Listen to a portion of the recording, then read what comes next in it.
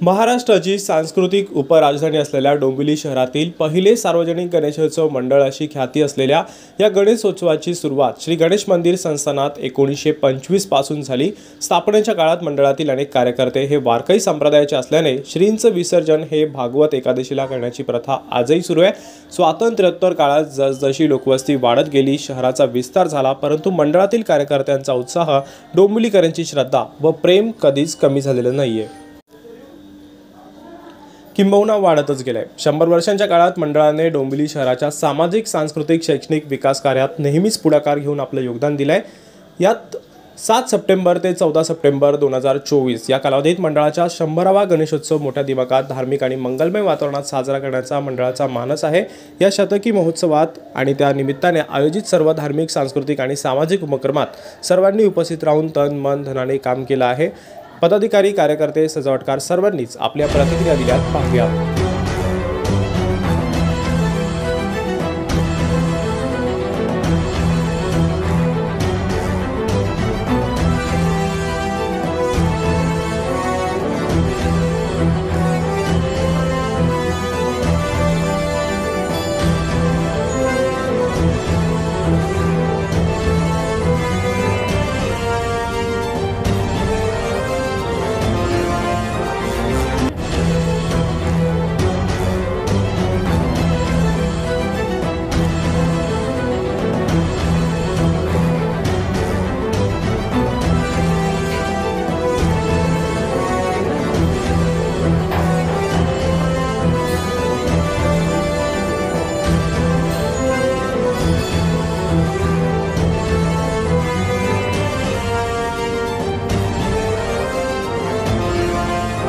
काय नाव आपलं आणि काय संकल्पना आहे यंदाची?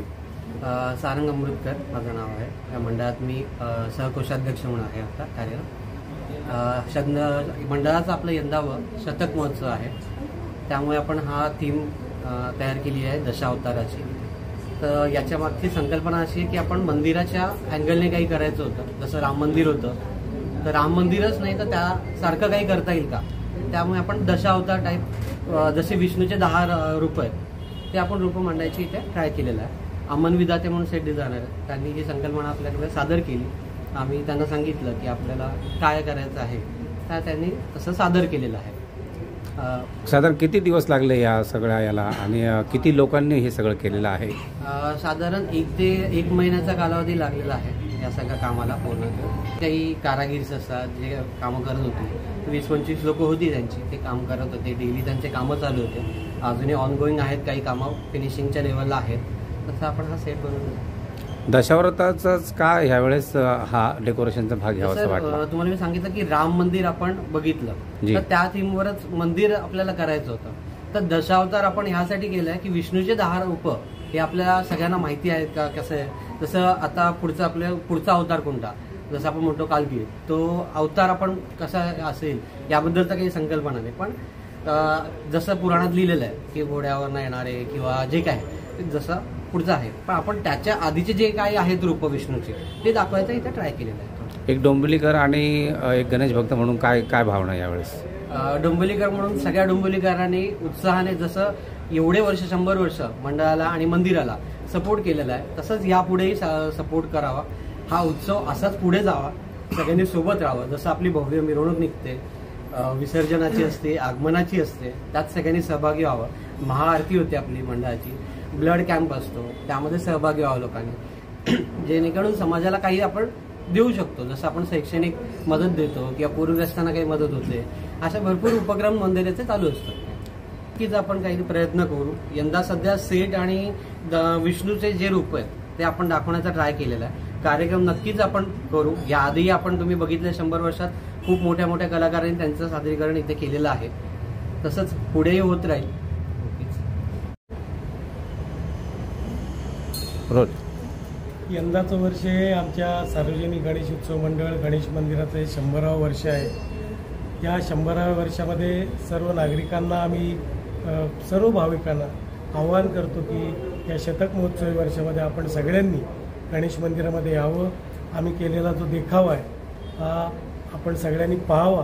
विष्णूचे जे 10 अवतार आहेत याचं दर्शन घ्यावं आणि ही जी भव्यता आहे याच्यातनं हिंदू धर्माचा जो काही आपण आपल्या मनामध्ये लहानपणापासून आपल्याला जे शिकवलं गेलं आहे, विष्णूचे 10 अवतार, ज्या ज्या वेळेला एखादं संकट येतं त्यावेळेला देव काहीतरी रूप घेतो आणि त्या संकटाचा नाश करतो आणि ही पृथ्वी पुन्हा त्याच पद्धतीने संरक्षित करतो, ते दाखवण्याचा प्रयत्न आहे.